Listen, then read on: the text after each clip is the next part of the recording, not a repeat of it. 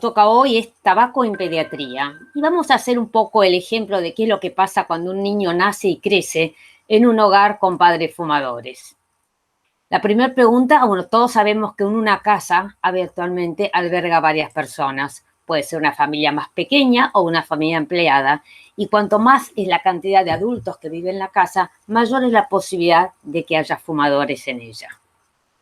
Una de las preguntas básicas es, ¿alguien fuma en casa? Y tenemos varias opciones. El no, que el niño se pone contento, y el sí, que bueno, que representa un pequeño problema del cual vamos a hablar justamente en el día de hoy. ¿Cuál es el diagnóstico de situación en relación a los chicos expuestos al humo de cigarrillo en sus hogares? En la encuesta mundial de jóvenes, publicada la segunda edición en el 2012, los adolescentes expresaron en el 47.5% que estaban expuestos al humo de cigarrillos en sus hogares. En la encuesta nacional de factores de riesgo, que se publicó la primera versión en el 2009 y la otra en el 2018, se constató una disminución franca de fumadores en espacios públicos como bares y restaurantes. Sin embargo, solamente un 8.8% fue la disminución recabada en los hogares. Por otro lado, en Estados Unidos, la encuesta nacional de salud y nutrición comenta que más del 50% de los niños entre 3 y 19 años está expuesto al humo de cigarrillo en sus hogares. Y esto, para los Estados Unidos, equivale a 32 millones de niños. Ahora, ¿qué es el humo? ¿Qué distintos tipos de humo existen? Por un lado tenemos el humo de primera mano, que es el inhalado directamente por el fumador. Este actúa directamente sobre sus vías aéreas y producirá el daño correspondiente al fumo local y también sistémico por la absorción de los productos del cigarrillo. Por otro lado, tenemos el concepto de el humo de segunda y de tercera mano. El de segunda mano es el producto del humo del cigarrillo más el exhalado por el fumador. Este humo permanece en el ambiente donde estuvo fumando la persona y sabemos que tiene concentraciones elevadas de nicotina, muchos químicos tóxicos, más de 69 agentes cancerígenos.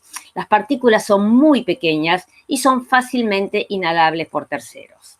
Ahora existe un nuevo concepto, que es el humo de tercera mano. El humo de segunda mano y de tercera mano afecta especialmente a los niños. El humo de segunda mano, que está disipado en el aire ambiental, se va depositando en todas las superficies del ambiente y también en la piel y la ropa del fumador. Como dijimos antes, el humo de tercera mano es una consecuencia del humo de segunda mano. Y este concepto fue expresado recién en el 2006. ¿Cuándo empezó la historia del humo de tercera mano? Fue cuando se decidió en 1996 restaurar el techo de la Central Station, que era la estación central de trenes que se había construido en 1902 en Nueva York. El techo estaba totalmente ennegrecido y se suponía que lo que se iba a encontrar al limpiar el techo iba a ser básicamente productos de combustión de las locomotoras, de alquitrán, diésel, etcétera. ¿Y qué es lo que se encontró? El hallazgo principal al limpiar este techo fue que la mayor cantidad de sustancias eran derivados del humo del tabaco. Nosotros sabemos que el humo de tercera mano es un humo, pero no es humo. En realidad es un humo residual. Es una mezcla de gases y partículas, metales pesados, cadmio, arsénico, plomo, benzopirenos, formaldehído, nicotinas y otros más. Sabemos que también existen biomarcadores que pueden permitir identificarlos adentro del cuerpo humano. Este humo de tercera mano permanece en superficies a posteriori de la disipación del humo de segunda mano. Como dijimos antes, es absorbido por el pelo, la piel, la ropa y todos aquellos elementos textiles, superficies, paredes, etcétera, y muebles del ambiente. Por otro lado, los niños que habitualmente andan por el piso, todo se llevan a la boca, todo tocan y también abrazan a sus padres, van ingiriendo por un lado y absorbiendo también por vía dérmica y por vía digestiva estas partículas secundarias del humo de segunda mano. Ahora, el humo de tercera mano no es solamente el humo de segunda mano que se deposita en los ambientes, sino que la nicotina, en presencia de ozono y de ácido nitroso, va entrando en reacción química produciendo otras sustancias llamadas nitrosaminas, que son muchísimo más tóxicas aún que la propia nicotina originalmente, como que era como precursor. Entonces, estas partículas no están en el humo de segunda mano, están solamente en el humo de tercera mano. Dicho de otra manera, acá tenemos el humo de segunda mano, donde está el ácido nitroso, la nicotina, se depositan sobre las superficies, entran en reacción química, producen las nitrosaminas. Estas nitrosaminas, a su vez, pueden ser volatilizadas nuevamente, son partículas propias del humo de tercera mano y entonces sabemos que son contaminantes secundarios. ¿Qué es el ácido nitroso? El ácido nitroso es un ácido que está en todos los ambientes, que proviene de las emisiones electrodomésticas. Predomina habitualmente en interiores, poco ventilados, es inestable al sol. Su producción se incrementa durante la noche. Viene a raíz de todas las, por ejemplo, los electrodomésticos, las computadoras, heladeras, etc. Este ácido nitroso con el ozono de la fase gaseosa interactúan, como dijimos antes, químicamente con la nicotina, produciendo entonces estas nitrosaminas. Hay estudios muy interesantes. Esto fue, por ejemplo, son distintos tipos de telas, tela de toalla, tela de poliéster y algodón, que fueron expuestos al humo de tercera mano. En ella se encontró, por ejemplo, determinó la presencia de nicotina, que puede estar presente básicamente en las telas de algodón hasta 19 meses después de su uso. En el poliéster dura muchísimo menos. Pero las nitrosaminas, que estamos acá viendo, también permanecen 11 meses, 16 meses y hasta 19 meses a posterior de haber sido contaminados con el humo de tercera mano. Dicho de otra manera, permanecen mucho tiempo y la única forma de poder eliminarlas tiene que ser un lavado profundo, tipo lavado con lavarropas. Ahora, esto puede ocurrir a veces con la ropa, pero bien sabemos que, por ejemplo, las cortinas, la superficie, las telas de los sillones o aún la ropa de cama no se lava en forma frecuente y diaria.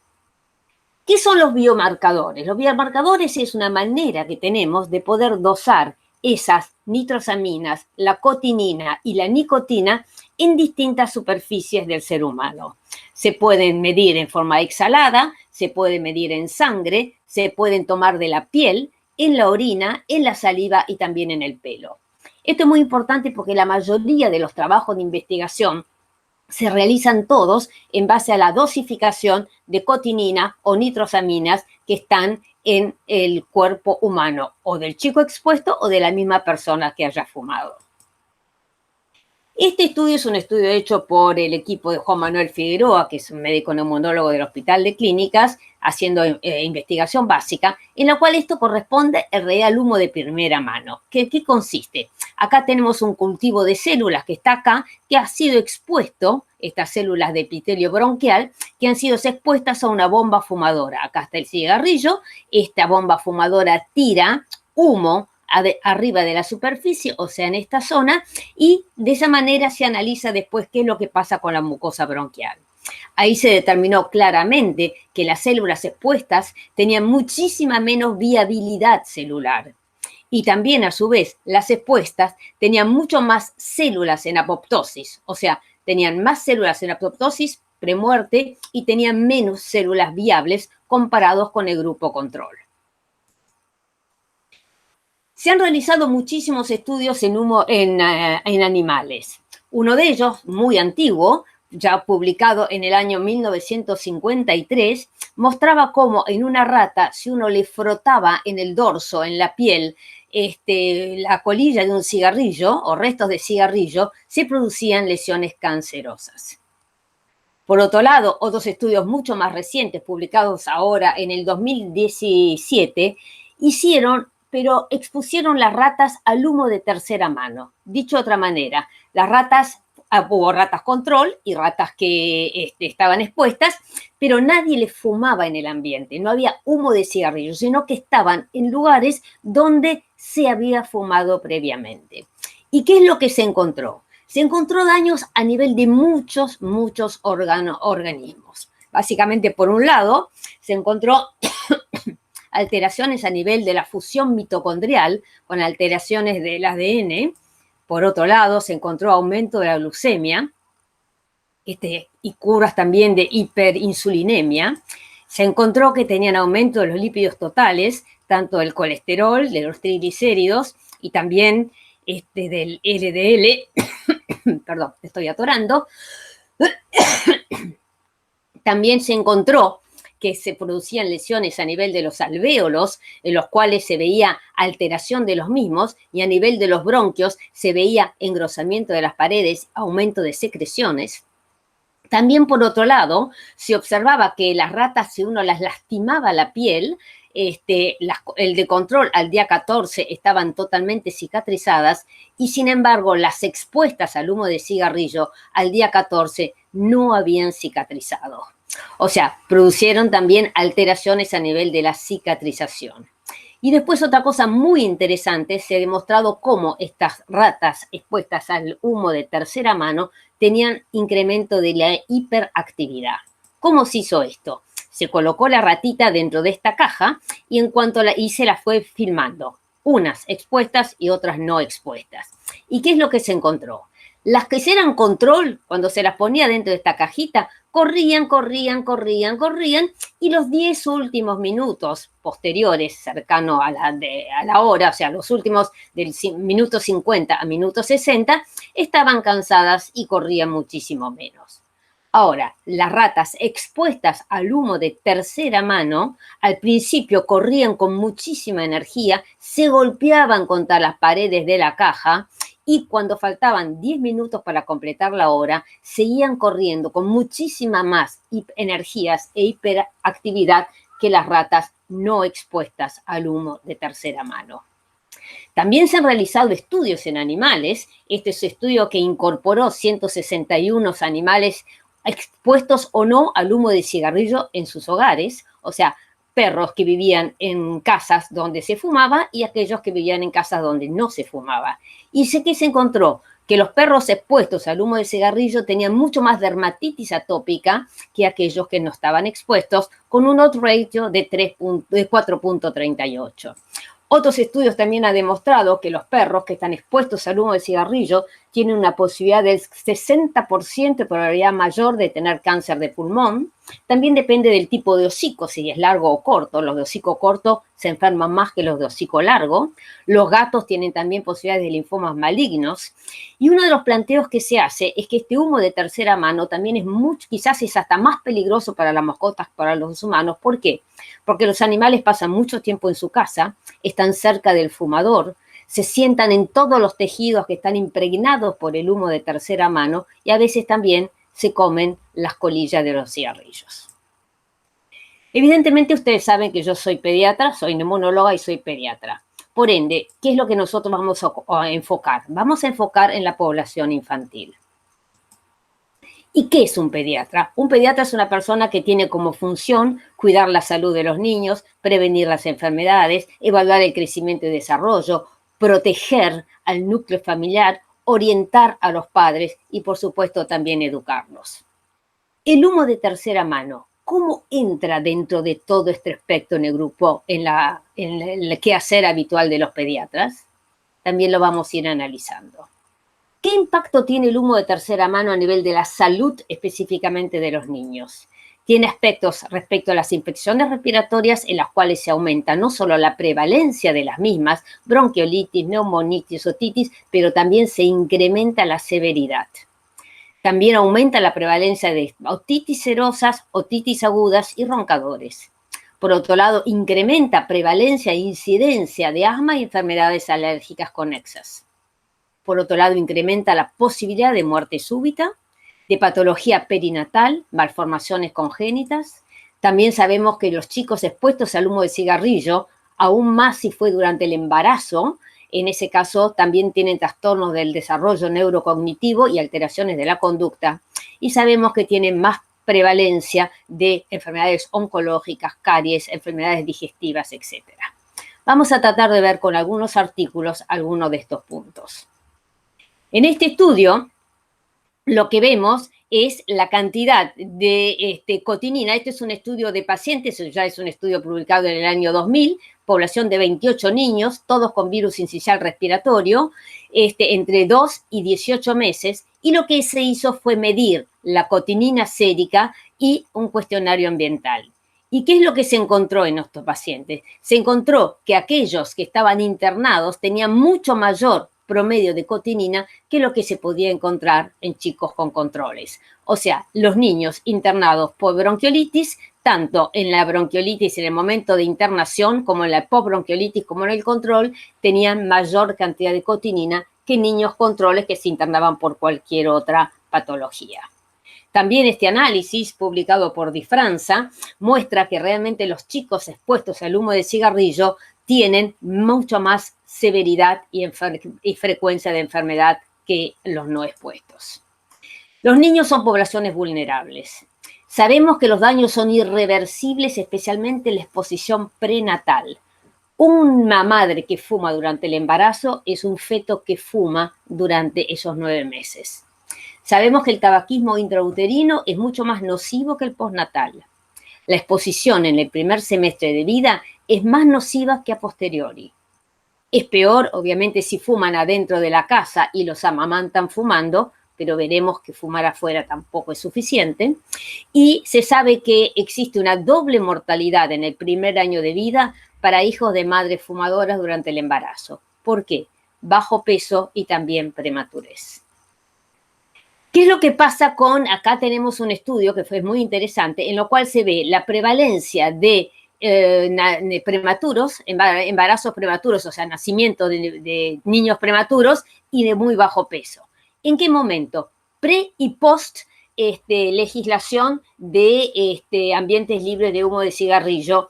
Esto fue publicado en los Estados Unidos. Y se ve cómo disminuye la cantidad de prematuros y los de recién nacidos de bajo peso a posteriori de la legislación este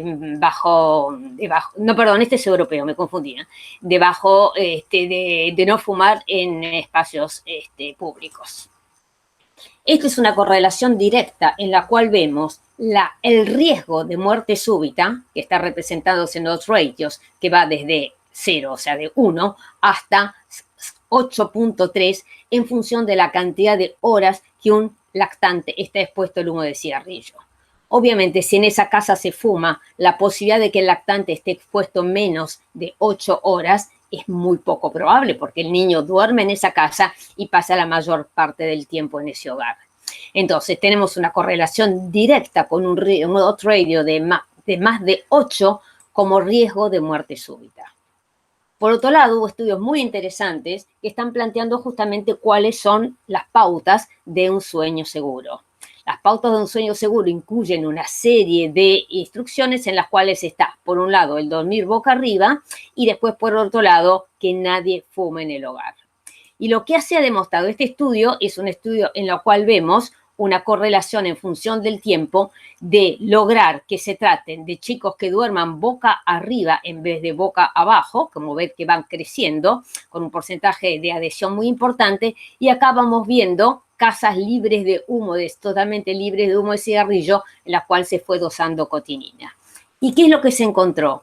Que a medida que teníamos estas estrategias, hubo un franco descenso de la cantidad de muertes súbitas. O sea que la asociación de dormir boca arriba y no que nadie fume en el hogar o que no haya fumadores en el hogar disminuye el riesgo de muerte súbita.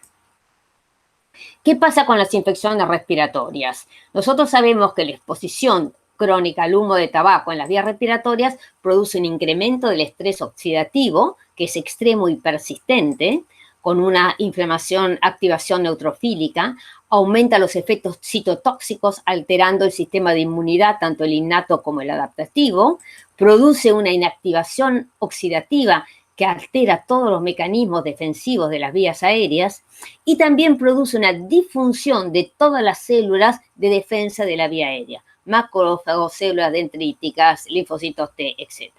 ¿Y esto qué es lo que ocurre? Predispone a infecciones respiratorias, tanto en el fumador activo pero también en el fumador pasivo o el niño expuesto al humo de tabaco. Este gráfico es muy complejo, no se preocupen.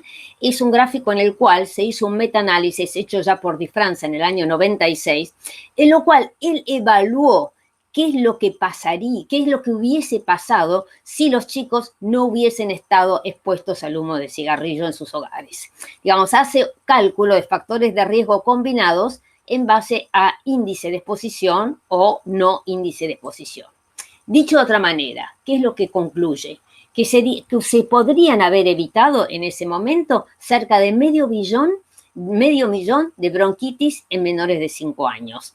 Prácticamente 200.000 casos de neumonía y aproximadamente 200 muertes de niños si estos no hubiesen estado expuestos al humo de cigarrillo. Acá tenemos un metaanálisis en la cual vemos la correlación entre chicos no expuestos y chicos expuestos al humo de cigarrillo, en este caso cuando la madre fuma a posteriori del nacimiento para tener infecciones respiratorias. No hay duda alguna que en todos estos trabajos los chicos expuestos al humo de cigarrillo han tenido mucho más probabilidad y mucho más incidencia de infecciones respiratorias respecto a los versus a los no expuestos. También si seguimos hablando de infecciones respiratorias, se ha demostrado claramente que dijimos entonces que tienen más riesgo de desarrollar bronquiolitis. Los lactantes con bronquiolitis tienen mayor cantidad de metabolitos de nicotina, que es lo que mostramos antes. También sabemos que incrementan el riesgo de hospitalización a los 2 años, especialmente si la madre fumó durante el embarazo. Y también tienen riesgo de tener enfermedad mucho más severa, con ingresos también a terapia intensiva. Acá también vemos cómo los chicos tienen mayor riesgo de reinternación a los 30 días posteriores a una hospitalización por bronquiolitis si están expuestos al humo de cigarrillo versus si no lo están. Y este estudio es un estudio muy interesante, realizado con una evaluación de 117 historias clínicas de niños, evaluados entre el 2002 y el 2009, en la cual el criterio de ingreso era, por un lado, haber tenido un cuadro de infección respiratoria aguda versus confirmado para influenza. Y se fueron evaluando una serie de riesgos, especialmente si tuvieron que ser ventilados, días de internación, etc. En este gráfico lo que estamos viendo es la correlación con ingreso a terapia intensiva. Y fíjense, el hecho de tener el antecedente de asma u otra enfermedad crónica incrementa en 5.9 o 6.4 el riesgo de ingresar a terapia intensiva. Pero solamente el hecho de haber estado expuesto al humo de cigarrillo lo incrementa en el 4.7. Por supuesto, nos podemos imaginar qué es lo que pasa si el chico tiene una condición de base como asma bronquial y aparte a esto se le asocia el estar expuesto a humo de cigarrillos en sus casas, el riesgo de ingresar a terapia intensiva incrementa en forma exponencial. Y también se pueden combinar factores. Por ejemplo, en este caso es el hecho, la posibilidad de tener, o sea, el primer día por bronquiolitis, cuando tenemos madre que tiene asma, madre que es fumadora, madre que no es ni fumadora ni que tiene asma, o que tiene ambas dos patologías, asma y fumadora. El riesgo de ingresar a terapia intensiva, de tener bronquiolitis, ingresar en internación, es mucho mayor si se suma el hecho que la madre tenga asma y, por supuesto, se potencia si también es fumadora. Acá vemos lo mismo, esto es de tener una internación prolongada y vemos cómo el riesgo de una madre con asma, madre fumadora o ambos factores incrementa los días de internación por bronquiolitis en estas situaciones. ¿Qué pasa con las otitis? También las otitis son muchísimo más frecuentes en el caso de los chicos expuestos a humo de cigarrillo. Y creo que no son muchos los otorrinos que en forma sistemática con un chico que tiene otitis a repetición pregunta respecto a la exposición del humo de cigarrillo en las casas. Este mismo Di Franza, que habíamos nombrado antes, hizo el cálculo que se podrían haber evitado casi 2.2 millones de otitis. Se podría haber evitado prácticamente 165.000 timpanostomías y también cerca de 21.000 pacientes que fueron sometidos a cirugía de adenoides y amígdalas. ¿Qué es lo que pasa con los roncadores? Fíjense en la correlación muy simple. Esto tenemos un grupo, que son niños no roncadores, estos son roncadores ocasionales y estos son roncadores habituales. ¿Y qué es lo que hicieron? A estos chicos, al azar, se les fue tomando concentraciones de cotinina urinaria. ¿Y qué es lo que se encontró? Que los roncadores habituales tienen mucho más cotinina que los ocasionales y que los no roncadores. La correlación es absolutamente directa con una P significativa. Este estudio fue hecho con 724 niños. Este estudio es un estudio en el cual se demuestra cuán dañino es que el chico esté expuesto al humo de cigarrillo durante el embarazo. Acá lo que se hizo fue medir función pulmonar con la técnica de la compresión tóraco-abdominal en 76 lactantes sanos que no habían tenido nada, ni bronquiolitis, ni tos, nada.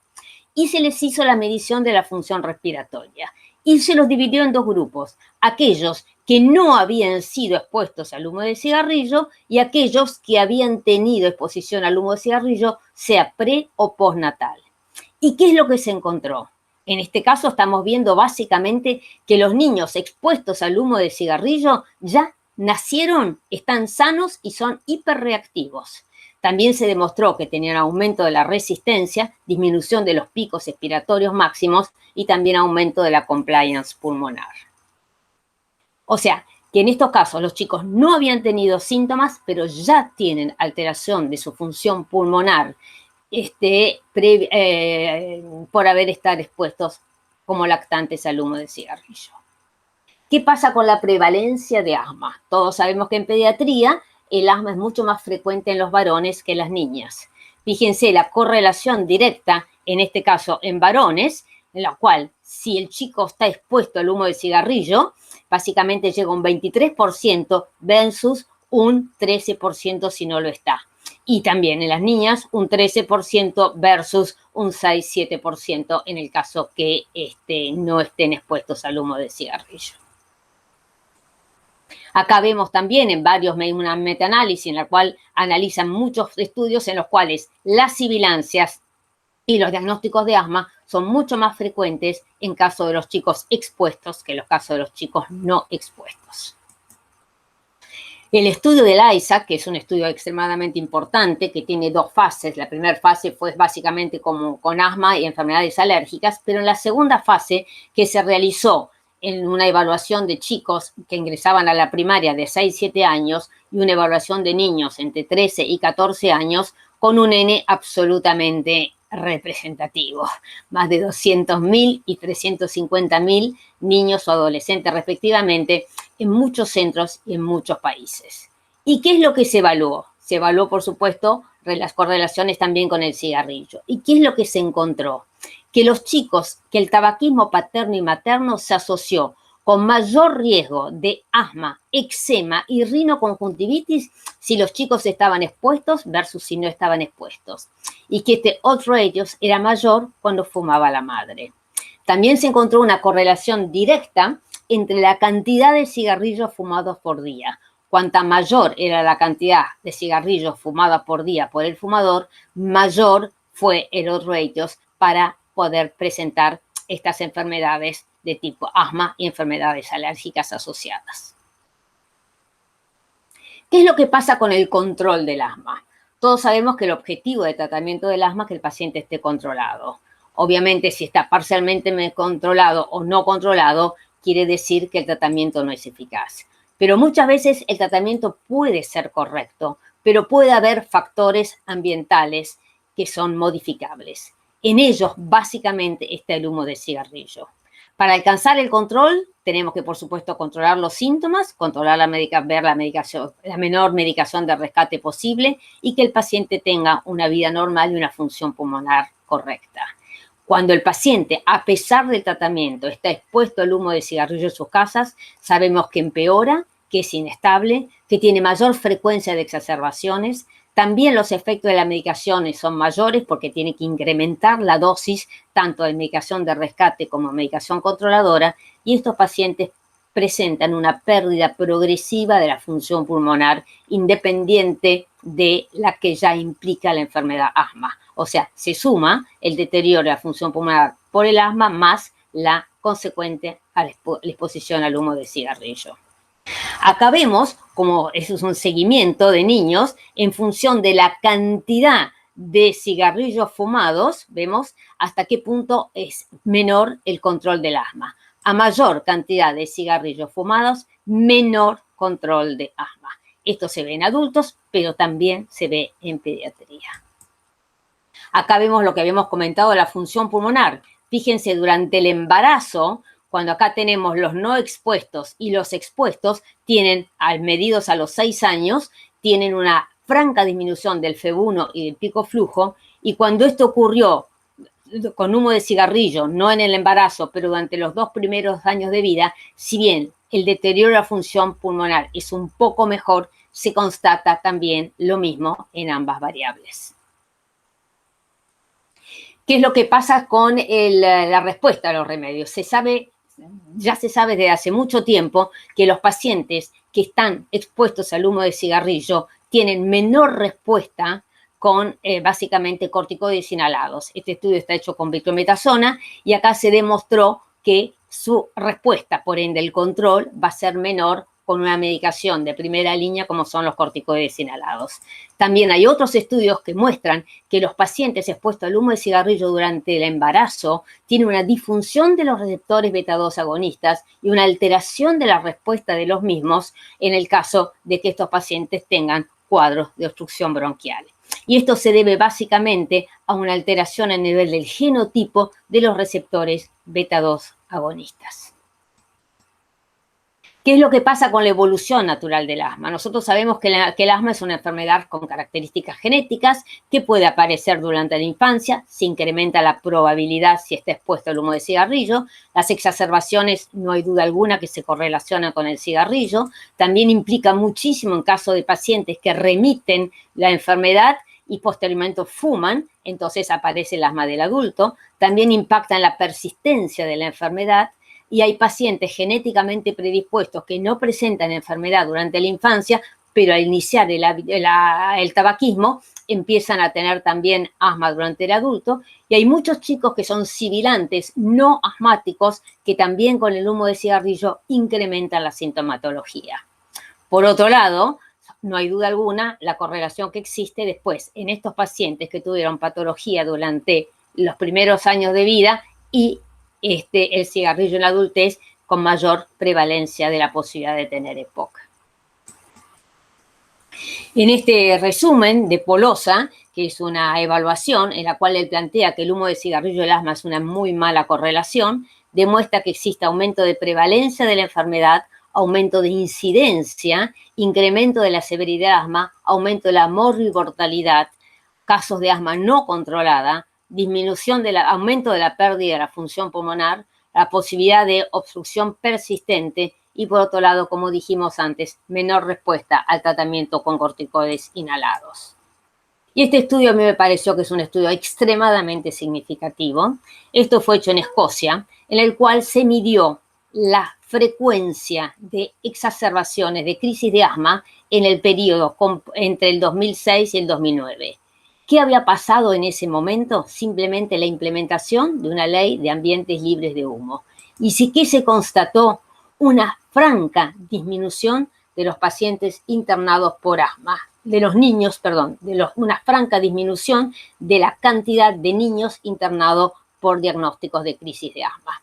O sea, el hecho de una legislación ambiental para prohibir el humo de cigarrillo y que se asoció con una fuerte propaganda para que no fumen en las casas, mostró un descenso significativo de las internaciones por asma.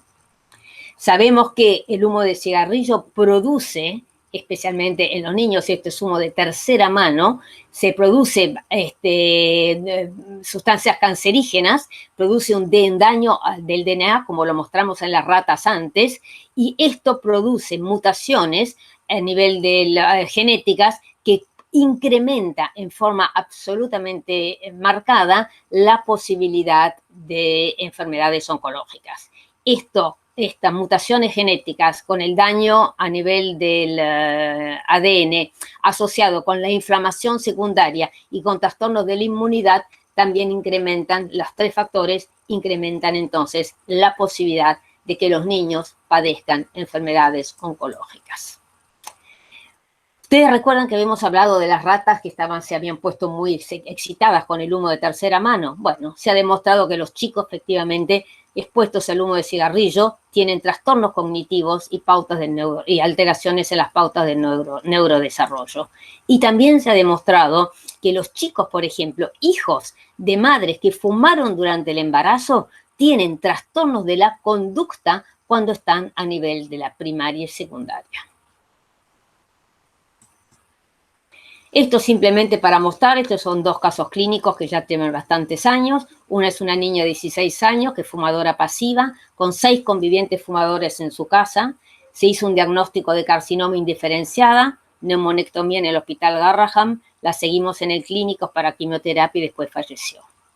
Y esta es otra chica también, son dos mujeres de casualidad, de 17 años, fumadora activa desde los 8 años. Primero empieza con diagnóstico de atelectasia, después de bronquiectasia, después de carcinoma mucoepidermoide. Se hizo el seguimiento, después la evolución estable, pero después no tuvimos más noticias, así que no sabemos cómo fue la evolución a largo plazo de esta chica. ¿Qué estrategias terapéuticas podemos tener? Obviamente todos sabemos que existen estrategias relacionadas con intervenciones a nivel del Estado, como las leyes, las restricciones, impuestos, el convenio marco, que aún no hemos firmado, y después, por otro lado, el equipo de salud, dicho de otra manera, todos nosotros. ¿Cómo podemos intervenir nosotros en esta situación? Un planteo es qué hacen los pediatras en la consulta cotidiana en caso de niños expuestos al humo de tabaco. ¿Y qué es lo que vemos? Este estudio está publicado en la Revista Argentina de Pediatría en el 2013, en el cual se compara la actitud de médicos residentes en 8 hospitales pediátricos y se compara los resultados del periodo entre el 2002 y el 2013. ¿Qué es lo que se evaluó? ¿Cuál era la prevalencia de fumadores? Y también si habían recibido información, si siempre preguntaban, advertían los peligros del fumar en el hogar y aconsejaban cómo dejar de fumar. Si uno compara los resultados entre el 2002 y el 2011, vemos que la prevalencia bajó muy poco, aumentó en el sexo femenino y que mejoran los datos de si recibe información y cuál es su actitud frente a niños que estarían expuestos al humo de cigarrillo en sus casas, desde preguntar si está registrado en la historia clínica o no. Pero si miramos al revés, nos damos cuenta que el 53.6% no pregunta, el 62.5% no advierte y el 67.6% no aconseja. ¿Mejoró respecto a la evaluación del 2002? Sí. ¿Es suficiente? Evidentemente no. Y sabemos que el dato de la historia clínica del tabaquismo ambiental en la historia clínica está registrado en menos del 30% de las historias. Ahora la otra pregunta que ¿es suficiente fumar afuera? ¿Es suficiente tener ambientes libres de humo? ¿Cuál es la problemática? Esta es una historia personal. Fue en el 2006. Yo me había quedado varada, estos vuelos internacionales, me había quedado varada en Miami. Y bueno, me dieron un hotel a mí y a otra chica que venía conmigo, otra habitación. Cuando fue el momento del check-out, el hotel estaba pagado por la empresa de avión, a mí me dicen 0 pesos. Cuando la otra chica hace el check-out, $0, perdón, $450. Espantada pregunta, ¿por qué? Entonces le dicen, ¿usted estuvo fumando en su habitación? Efectivamente, una mucama, en un momento dado, ella estaba fumando, se detectó el humo del cigarrillo, entró una mucama, me la mira y dice, ¿usted está fumando? Tenía el cigarrillo en la mano, dice, sí, bueno, perfecto. Esto es el costo de la limpieza de una habitación por humo de tercera mano. Yo en aquella época no tenía mucha conciencia que era el humo de tercera mano y me pareció que realmente era un poco caro limpiar esta cifra para limpiar una habitación. Pero ¿qué pasa? El objetivo es que hay que limpiar todo, las paredes, la moquette, los sommiers, los colchones, etc. Nosotros sabemos que en el año 2009 Apple anula la garantía de sus computadoras si durante la reparación encontraban humo de tercera mano. ¿Por qué? Porque esto planteaba un riesgo para los pacientes, para la salud de los pacientes, de los empleados que estaban haciendo la reparación. Por otro lado, en Estados Unidos sabemos que los autos e inmuebles de los cuales se encuesta resto de humo de tercera mano o de cotinina tienen menor valor de reventa que aquellos en los cuales la evaluación es negativa. ¿Cómo es esto? Nosotros hay un estudio ya presentado hace muchos años, en el 99, en el cual tenemos un grupo de 77 niños en los cuales se les preguntaba, estos eran chicos con asma, pero de todas maneras se les preguntaba si en la casa fumaba alguien. Los padres decían que sí, fumamos, pero fumamos solamente afuera, y otros padres confesaban que fumaban, pero fumaban adentro. ¿Y qué es lo que se hizo? Se midió cotinina en orina. ¿Y qué se encontró? Que entre los padres que decían no fumar y fumaban adentro, la diferencia fue absolutamente significativa. Entre los padres que decían no fumar y fumaban afuera, la diferencia también fue significativa. Pero entre los que fumaban adentro y fumaban afuera exclusivamente, si bien numéricamente fue un poco menor la cantidad de cotinina urinaria encontrada en los chicos que fumaban, los padres que fumaban afuera, esta no fue significativamente diferente. Este es un estudio realizado recientemente, publicado en el 2011, en el cual la condición para ingresar en este estudio era que sean niños entre 6 y 12 años, 5.002 niños, que viviesen en hogares en los cuales no había fumadores. O sea, ningún fumador, ni afuera ni adentro, ningún fumador. Se les hizo a todos estos niños una dosificación de cotinina sérica. ¿Y qué es lo que se encontró?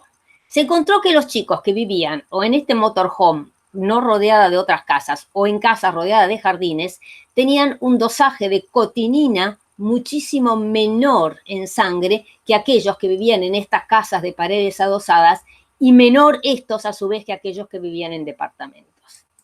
Lo que sí se encontró, lo que queda bien claro, es que el humo de tercera mano se filtra a través de los sistemas de ventilación. Permanece mucho tiempo a posteriores de una mudanza. Los edificios deberían ser absolutamente libres de humo porque pasa de un ambiente al otro. Y por supuesto, como dijimos antes, el impacto en la venta. Y esto queda bien claro que medidas como fumar en distintos ambientes, fumar desde la ventana o aún fumar en el balcón, abrir las ventanas, colocar ventiladores o aire acondicionado, no son efectivas para evitar el humo de tercera mano. Este estudio es un estudio para mí impactante. Es un estudio en el cual, en una neonatología, un servicio de neonatología, estos neonatos internados en terapia intensiva, algunos ventilados y otros no, se fue comparando la cantidad de cotinina y de nitrosaminas en neonatos que tenían madres fumadores y madres no fumadoras. Las madres cuando entraban a ver a sus hijos, obviamente se tenían que higienizar, se ponían una limpieza de tipo quirúrgico, con barbijo, con camisolines, etc. Y agarraban a sus niños en brazos. O los tocaban o los amamantaban. ¿Y qué es lo que se encontró? En los hijos de madres fumadoras había mucha más cotinina en la orina del recién nacido, en la incubadora, en las sabanitas que estaban adentro de la incubadora y también correspondió con la cotinina de las manos de la madre. Este estudio es un estudio muy reciente, publicado este año, en lo cual lo que ellos hicieron es medir el humo de tercera mano en un ambiente libre de humo. Que este ambiente era un teatro. Es un teatro pequeño, en el cual obviamente nadie fumaba en su interior, y que tenía función 3 días, viernes, sábado y domingo. Y presentaban 2 tipos de películas, algunas de tipo familiares y otras de acción. Entonces, se midió el humo de tercera mano con espectrometría de masa de alta resolución, antes de la primera función del día viernes, y después se la fue midiendo el viernes a la noche, el sábado, el domingo, y lo que se encontró en forma muy marcada es que a medida que pasaban los días, la contaminación del humo de tercera mano incrementaba en forma notoria, especialmente nicotina y después una serie de otros metales como furanoides, benceno, etcétera. Y lo que se encontró también es que los días de acá vemos cómo va la medición de los aromáticos, los flavonoides, etcétera. Vamos viendo los distintos días cómo se va en incremento y se demostró también que la concentración de estas partículas era mayor cuando a posteriori de una película de mucha acción respecto a las películas familiares. Todo este humo de tercera mano es el humo que traen los espectadores al cine y que está en su ropa, en su piel, en su cabello.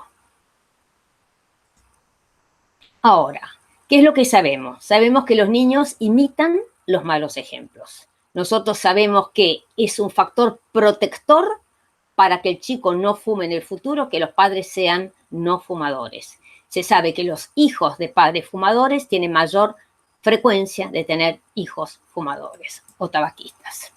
Obviamente hubo mucha publicidad con el cigarrillo, en este momento es mucho menos evidente, pero bueno, sabemos que se asocia con placer, se asocia con la belleza y con el éxito, se asoció también con la salud en otros momentos, con la sensualidad, también se asocia con el deporte, con el aire libre, y por bien también fue subliminal, como esto que decía, viaje a Río de Janeiro, ahí se puede fumar con tranquilidad. Esta encuesta fue una encuesta realizada en 1995. En época en la cual había mucha publicidad en Estados Unidos a nivel de televisión, y se le mostró dos imágenes a los chicos, esta imagen y esta imagen. Y los chicos identificaron con mucha más facilidad a Joe Camel que a Mickey Mouse. También sabemos que los cigarrillos vienen con una serie de leyendas y algunos países, por unos centavos más, a esta leyenda agregan unas calcomanías en la cual uno puede simplemente con una calcomanía, con un adhesivo, borrar la leyenda, que puede llegar a ser un poquito molesta. El cigarrillo electrónico, no vamos a hablar en este momento mucho, pero ya hay muchísimas evidencias que el cigarrillo electrónico puede ser cancerígeno, es peligroso y también contamina con humo de tercera mano. Otras partículas, pero tiene cotinina, tiene nitrosaminas y muchos productos químicos que son exhalados por el fumador también. Entonces, ¿qué es lo que tenemos que hacer? Obviamente, primero hay que saber si fuman o no fuman en la casa o si hay fumadores. Obviamente tenemos que tener un médico motivador, hacer una intervención precoz y una derivación oportuna de estos padres o de estos familiares para que el chico no esté expuesto al humo de cigarrillo. Motivaciones hay muchas. Yo pongo esta imagen porque esto me hace acordar a un paciente de un día que yo ya venía insistiendo hace mucho tiempo, mire que usted tiene que dejar de fumar, mire que está fumando. Y para decir, sí, doctora, ya sé. Y un día viene, le digo, ¿qué tal, cómo está? Antes que todo me dice, deje de fumar.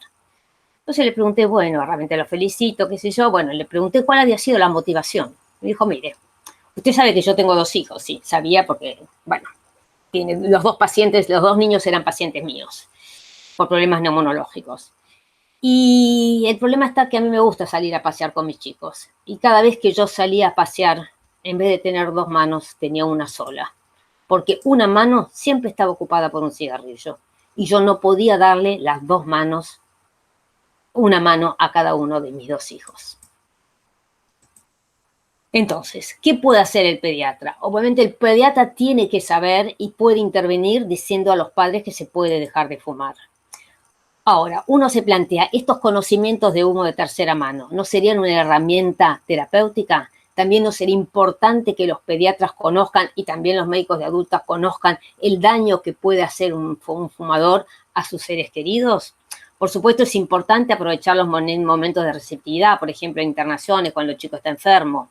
Entender claramente que no tenemos que acusar a los padres. No es un vicio. No es un vicio, es una enfermedad. El tabaquismo es una adicción, es una enfermedad. Hay que apoyarlos, empoderarlos, no devalorizarlos ni culpabilizarlos. Y por supuesto plantearlos que obviamente sí quieren proteger a sus seres queridos. informar con fundamentos científicos y básicamente siempre preguntar y después derivar para tratamiento oportuno. Y está claro que todos los padres quieren proteger a sus hijos. Hoy día no se concibe, por supuesto, todas las medidas habituales, la electricidad, eso ya está incorporado en nuestra vida diaria. Dejar las ollas atrás, evitar que el chico esté cerca de un cuchillo y cosas que son más modernas, como no se puede aceptar que un niño pequeño o que un niño esté sentado adelante o sobre todo no esté atado en su sillita correspondiente. Pero uno se plantea, ¿esto siempre es tan obvio? No. Esta campera puede ser de un papá, de una mamá o de un familiar fumador. Esta campera, cuando la persona entra a su casa, sea por ejemplo en esta época de cuarentena que yo salgo a fumar, entro y salgo, es colgada en el perchero. Esta campera que está allí está llena de nitrosaminas, llena de nicotina y llena de productos de humo de tercera mano. Esta campera es peligrosa. Es tan peligrosa como los otros elementos que están allí. Y entonces, como ir resumiendo, el humo de primera mano es un humo que se va. El humo de segunda mano es un humo que también se va, porque es extremadamente irrible y ese humo de segunda mano sí se puede ir en parte por la ventana o con un ventilador. Pero el humo de tercera mano no solamente se queda, sino que sigue dañando y puede dañar, como mínimo dijimos, hasta 19 meses permanecer dentro de las telas adentro del hogar. Este es un estudio que acabamos de hacer nosotros desde ASAT, una encuesta sobre 1.745 personas, en las cuales encontramos que prácticamente 46 nunca había fumado, pero el resto sí. Y cuando preguntamos si fumaban adentro o afuera, un muy pequeño porcentaje dijo que salía a fumar afuera. Algunos plantearon en cualquier ambiente de la casa, solo en el lavadero, solo en el baño o en otra habitación donde estén mis niños, y otros plantearon en el patio, la terraza, en el balcón. Pero queda bien en claro que los que fuman adentro es humo de segunda mano más humo de tercera mano. Pero los que salen a fumar afuera o los que fuman en el patio o en el balcón, los chicos están expuestos al humo de tercera mano y eso nos demuestra que tienen cotinina y productos de degradación de las nitrosaminas en su ropa, en su pelo. Y el chico, ¿qué es lo que hace? Cada vez que el padre, la madre o un familiar querido entra al hogar y estuvo fumando afuera, se le tiran los brazos, lo abraza. Y cuando lo abraza, automáticamente toca, después se lleva a la boca e inhala el humo de tercera mano. Bien, y lo que es importante es que el 80% de los fumadores afirmó que quería dejar de fumar y sabemos que esta decisión es fundamental. Entonces, motivaciones hay muchas y todos hemos cambiado de conducta, sobre todo en estas épocas de coronavirus. Hemos cambiado todo, hasta lavamos las naranjas con lavandina, dejamos los zapatos afuera, etcétera, etcétera. Uno no podría por lo menos tomar la costumbre de una nueva motivación de que por lo menos la campera del fumador no esté colgado en el porchero, en los cuales, en el medio del lugar donde los chicos están jugando. Entonces, uno siempre plantea que el tabaquismo es una enfermedad familiar. Siempre dijimos casas y autos libres de humo. Yo quiero cambiarlo para decir hogares y autos libres de fumadores. Muchas gracias. Para terminar, les muestro la foto de mis 4 nietos, que son las cosas más lindas que tengo en el mundo. Y, por supuesto, estamos en Disney. Ahora Disney reabrió. Tuvo que cerrar, como ustedes bien lo saben. Mi hija mayor trabaja en Disney y dentro de muy poco tiempo todo Disney va a ser, por decreto, 100% libre de humo. O sea que la persona que está en Disney y que quiere fumar va a tener que tomarse un colectivo, irse a no sé cuántos kilómetros, fumar su cigarrillo y eventualmente volver. Algo de humo de tercera mano va a estar en su ropa, pero por lo menos nadie va a fumar un cigarrillo dentro de los hoteles y todo el predio que tiene Disney, por lo menos en Orlando. Muchísimas gracias.